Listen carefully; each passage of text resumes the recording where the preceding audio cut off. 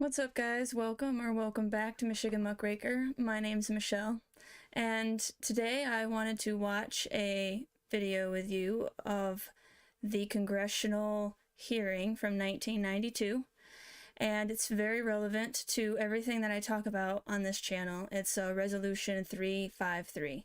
So we're going to jump right into this video and watch. The gentleman from New York. Mr. Speaker, I move to suspend the rules and pass the resolution H-Con Res 353, expressing the sense of the Congress that the United States should take a leading role in implementing the decisions made at the Earth Summit as amended. The clerk will report the title of the resolution. House Concurrent Resolution 353, concurrent resolution expressing the sense of the Congress that the United States should assume a strong leadership role in implementing the decisions made at the Earth Summit by developing a national strategy to implement Agenda 21 and other Earth Summit agreements through domestic policy and foreign policy, by cooperating with all countries to identify and initiate further agreements to protect the global environment, and by supporting and participating in a high-level United Nations Sustainable Development Commission. Pursuant to the rule, the gentleman from New York, Mr. Engel, will be recognized for 20 minutes, and the gentleman from Michigan, Mr. Broomfield, will be recognized for 20 minutes. Chair now recognizes the gentleman from New York. Mr. Speaker, I yield myself such time as I may consume and ask leave to revise and extend my remarks. Objection so ordered. Gentleman's recognized. Mr. Speaker, I rise in strong support of H-Con Res 353, expressing the sense of the Congress that the United States should assume a strong leadership role in implementing the decisions made at the Earth Summit in Rio de Janeiro, developing a national strategy to implement Agenda 21 and other Earth Summit agreements through domestic policy and foreign policy. I'm pausing it just for a second. Hopefully I don't get any strikes or anything. I'm not sure how this will work, so I'm going to talk kind of not over it so much as in it. But as you can hear for yourself, Agenda 21, it is being presented to Congress in 1992 for the United States to take a strong leadership role. So, conspiracy theory debunked, because it's a fact. This is not a theory. This is a fact. And are they conspiring? I mean, they made a comprehensive plan together at Rio in 1992. So look up the definition of conspiring. It's up to you. But by cooperating with all countries to identify and initiate further agreements to protect the global environment, and by supporting and participating in a high-level United Nations Sustainable Development Commission as amended. I now yield to the gentlewoman from California, Ms. Pelosi, the sponsor, to explain the resolution. The gentlewoman from California's record. It's crazy how young she looks in this one, and how long she's been in politics. Holy crap. I mean, yeah, I'm going to give away my age, but 92? I was under 5 years old. Recognized. I thank the gentleman for yielding. Thank you, Mr. Speaker. I thank the gentleman for yielding. In fact, it is a very simple resolution, which the gentleman has just mostly explained. I would, Mr. Speaker, like to take a moment to thank Chairman Fassell and Mr. Broomfield, Mr. Yatron and Mr. Beereiter, the chair and ranking member of the subcommittee, and the members of the Foreign Affairs Committee for their assistance in expediting consideration of this legislation. The Earth Summit Environmental Leadership Act, as this is known, presents us with an opportunity to follow up on the important work of the Earth Summit to develop its blueprint, Agenda 21, for global environmental action. H-Con Res 353 outlines a comprehensive national strategy for sustainable development in accordance with the principles of Agenda 21, to be coordinated under the leadership of a specific office and at the direction of a high-level government official. The resolution also urges the United States to identify and initiate further agreements to protect the global environment and to support the creation of a high-level United Nations Sustainable Development Commission headed by an Undersecretary General. So let's make another committee for more centralized power. This is coming from a Democrat. Michigan Republican will be coming up next. Third and lastly, the President is urged to report to Congress on the progress made on the, this action. HCON Res 353 is supported by the administration. I have been in contact with the appropriate offices of the State Department and have incorporated their suggestions into the resolution. The 71 co-sponsors of this measure include one-half the members of the Foreign Affairs Committee and all of the House delegates to the Earth Summit. It is also supported by the major United States non-governmental organizations concerned with the environmental issues. The Earth Summit presented world leaders with an opportunity that should not be lost. We must now embark on a new course that will sustain our planet and its resources for the benefit of future generations. This resolution calls on the United States to assert its leadership to achieve this goal. I urge my colleagues to support this resolution. Thanks again to the members of the Foreign Affairs Committee for their recognition of the importance and timeliness of this resolution. We must make the promise of Rio a reality. Thank you, Mr. Speaker. The gentlewoman's time is. We must make the promise of Rio a reality. And they've been working on it since 1992. I hope that you guys can see, by the way, my playback on YouTube is not working.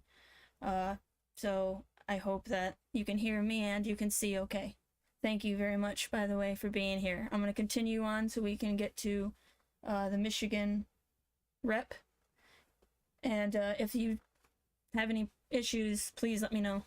Has expired. The gentleman from Michigan. Mr. Speaker, I yield myself such time as I need, and I ask permission to revise and extend my remarks. Without objections to order, the gentleman is recognized. Mr. Speaker, I do support this resolution, which expresses the sense of Congress with respect to implementing the decisions of the recent United Nations Conference on Environment and Development. And I do want to express and commend the gentlelady from California, Mrs. Pelosi, for her sponsorship of this important resolution. It's bipartisan. Which, you know, if you understand how this works, they want power. And they've gotten a lot the last 3 years. And it's never enough, it seems. Mr. Speaker, despite all of the criticism of administration policy toward the Earth Summit, the fact is that the United States government made a very constructive contribution in Rio and in the talks that led to the meeting in Rio. Largely as a result of the conference, they adopted 4 major items: the Rio Declaration on Environment and Development, the lengthy action plan referred to as Agenda 21, the United Nations Framework Convention on Climate Change, and the non-binding but authoritative principles for the management and conservation of forest resources. In addition, the conference adopted the UN Biodiversity Convention, which the administration decided not to join at this time.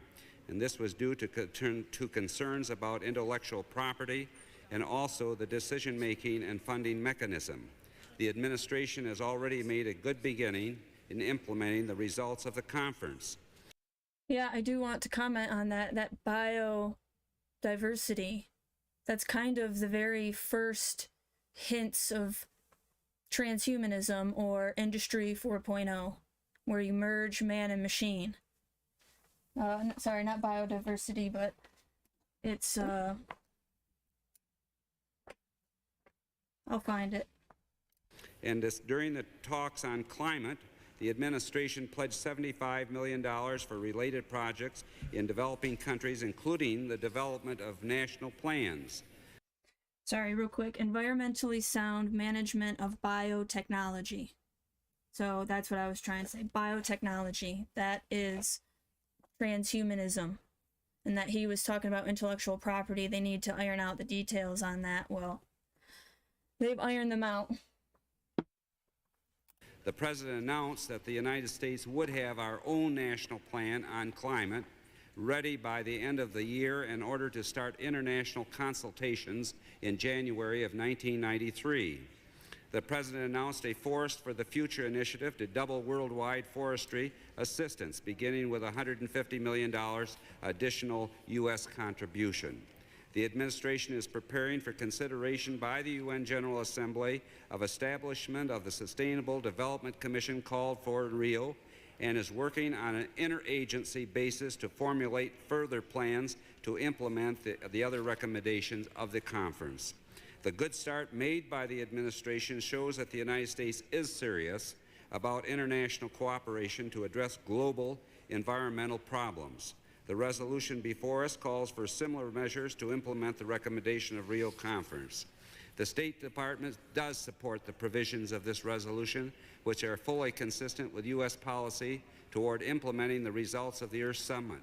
Mrs. Pelosi should be further commended for her cooperative attitude on the issues that were raised by the Department at an early stage in the consideration of this resolution. Mr. Speaker, I was also appointed to the Earth Summit as an observer, a delegation. Although I did not actually attend the conference, I did follow the proceedings very carefully. Recently, I had the opportunity to contribute to an article on these matters to a magazine called Michigan International Lawyer. I request that this summary of my views be inserted in the record at the conclusion of my remarks, and I yield back the balance of my time.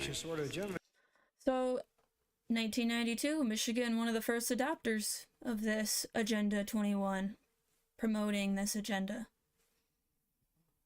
And so, the next question is, why does it matter?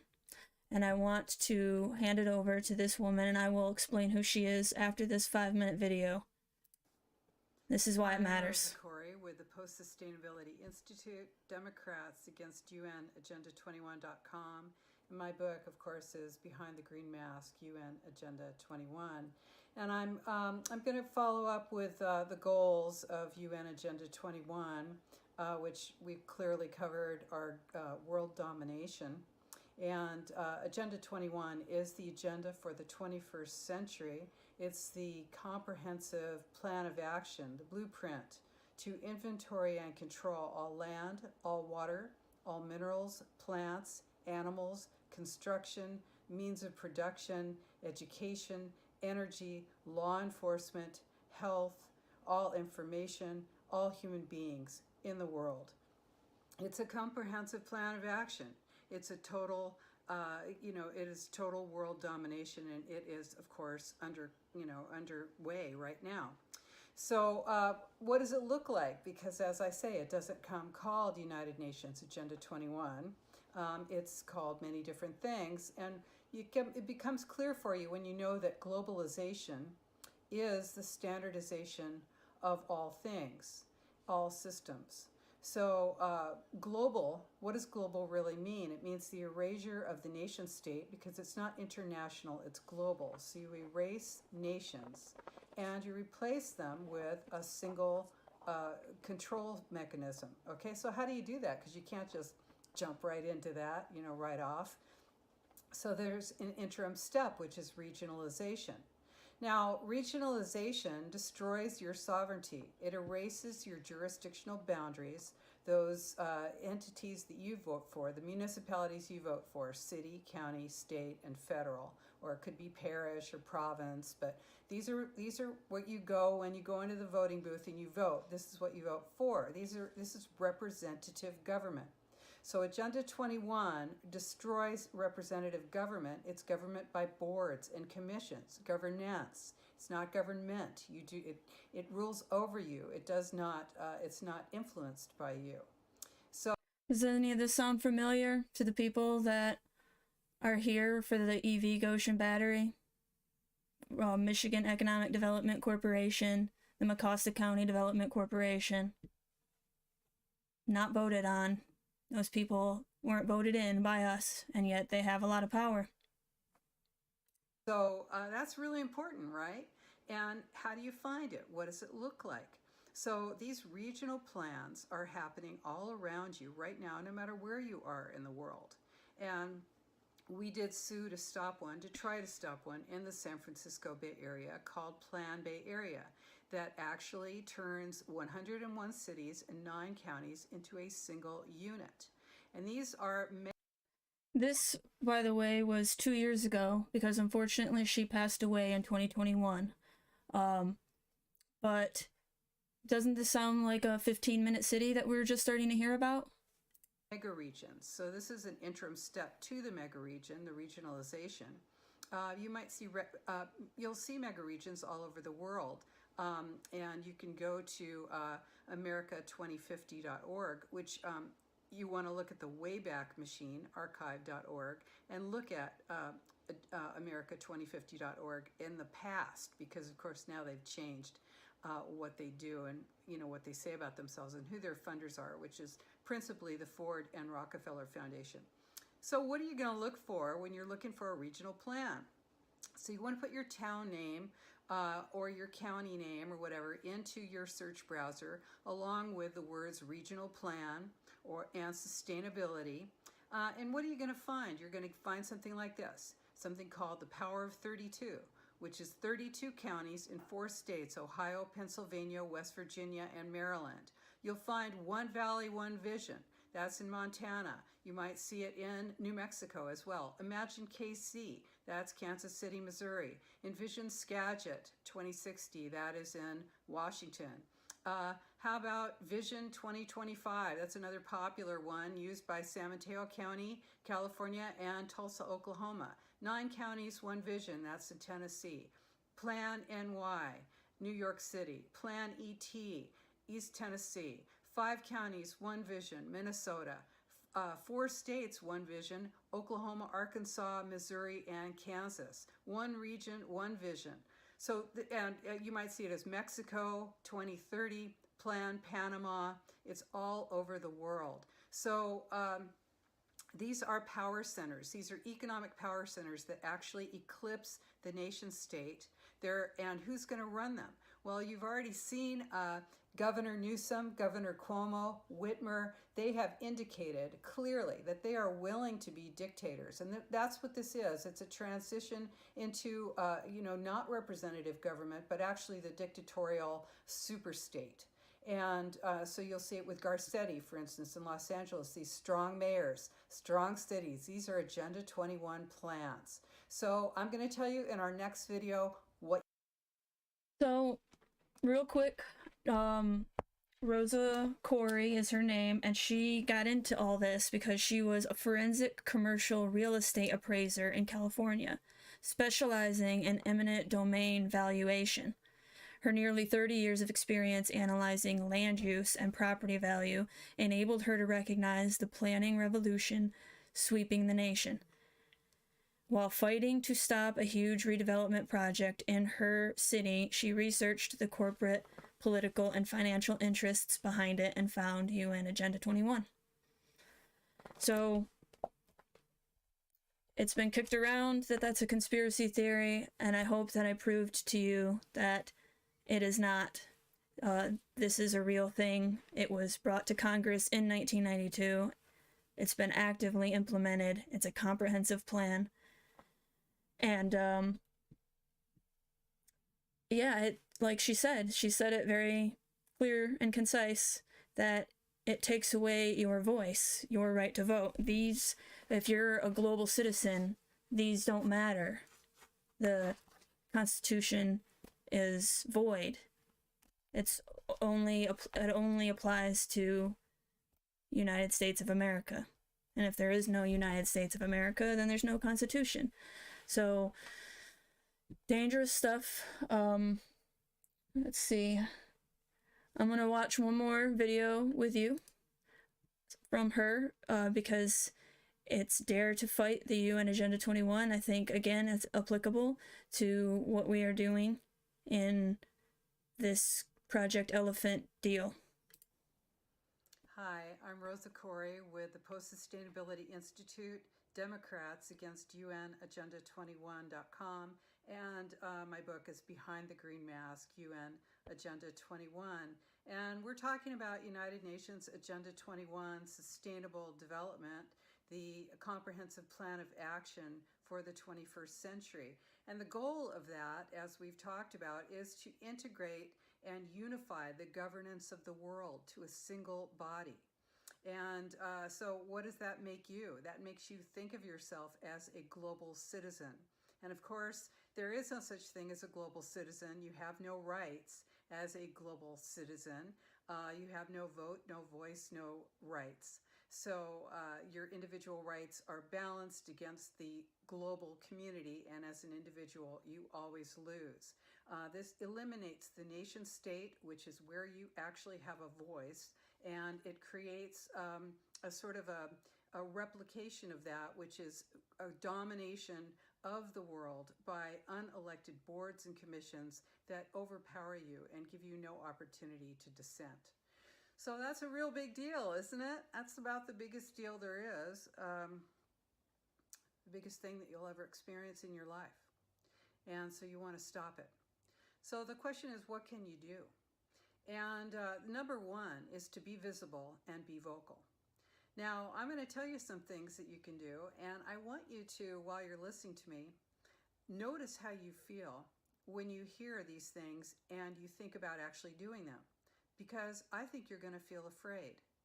And when you feel that fear in your body, when you notice that, think about how far we have gone with this plan, where you actually feel fear to simply exercise your First Amendment rights as a citizen of the United States, or your rights as a human being for no matter where you live, right? So just think about this. Your goal is to be vocal and to be visible, all right? And of course, you want to educate yourself so you know what you're being vocal and visible about.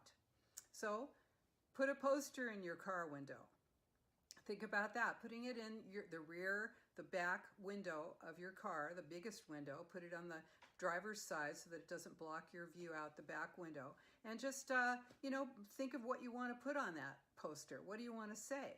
Do you want to say, I will not comply? Do you want to say, obey? How about question authority? That was a great one. We used to use that during the Vietnam War. It expressed a lot for us. How about United Nations Agenda 21 is now? Just think about it. What are you going to say? Right, you got to spread awareness. Besides that, and just think, are you afraid to put that in your car? Are you afraid somebody will do something to your car? Maybe rear end you or something while you're driving? How about this? Flyer. Put flyers out on doorsteps in the morning. Go put them on doorsteps in the morning before people are up. Run around, jog, do your thing with 100 flyers and put them on doorsteps. And what do they say? Well, take a look at some flyers we've got on our websites that tell you about...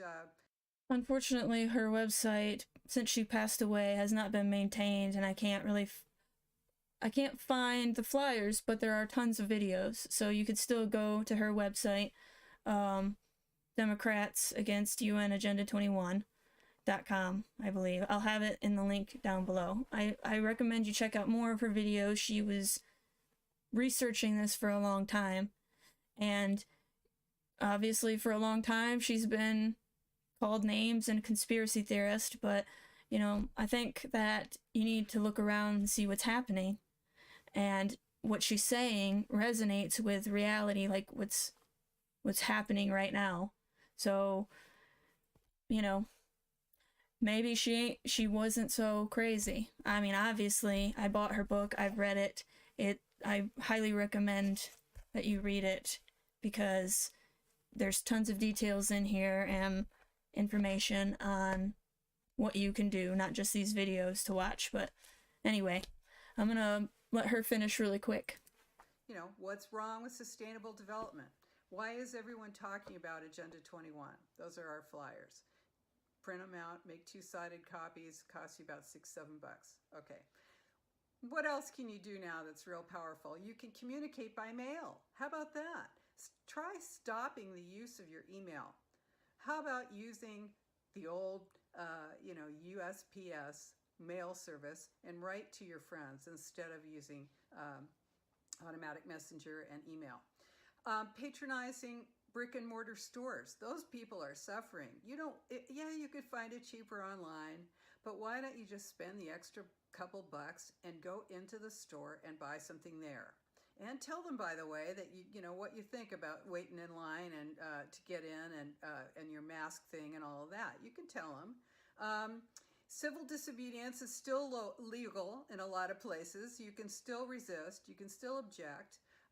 You want to, don't order stuff online. Don't use the system that is trying to destroy you. Get rid of your cell phone. Try and do it. You know you can. It's tough, but you can actually do it. And I have a flip phone. But yeah, I understand. I mean, it's a computer in your pocket with a smartphone. But the problem with a smartphone is you look at it all the time, right? And we need to try to live in the real world more instead of just the metaverse, which is ironic since I'm sitting here talking to you from the metaverse on the internet. But I guess the saying is go touch grass, you know, go take a walk and enjoy nature. Don't forget to do that. There's still plenty to be thankful for. And I know that after watching all this, maybe it seems, and what we're going through with the EV battery plant ordeal, it seems like maybe things are really rough, and they are, don't get me wrong, there are all kinds of different ways things are tough right now.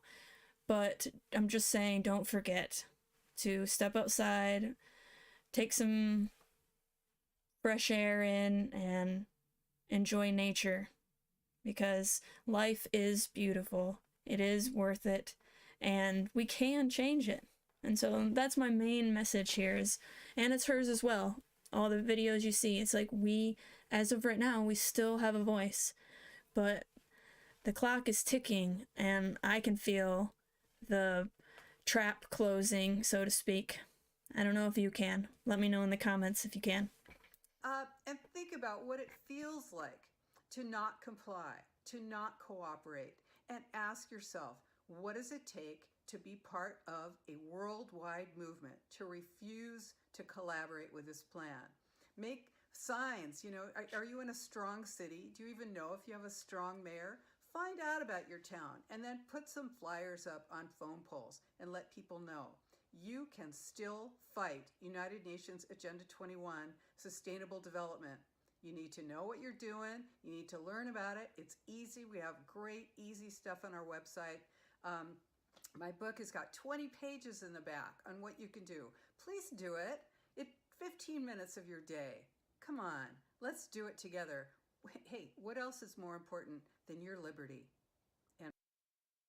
So I agree. We still have time. We can still let our local representatives know and hope that they can listen to us and respect what we have to say and work for us. And if they don't, then we can try to spread awareness and vote them out. Right now, we're at the spread awareness phase, okay? I don't have all the solutions. I, in a lot of ways, am just as lost as anybody else, of course. I know nothing. But I have hope. And so, I think that we can still make a change and still let people know what we want, which is our rights. So if you enjoy this type of content, please hit the like button, share it with people if you got value out of this, and subscribe if you are interested in Michigan news, Industry 4.0, transhumanism, Agenda 21, because these things are happening and I find them very interesting and I appreciate sharing them with you. So I'll see you in the next video. Look out for a video on Thursday. Have a good one.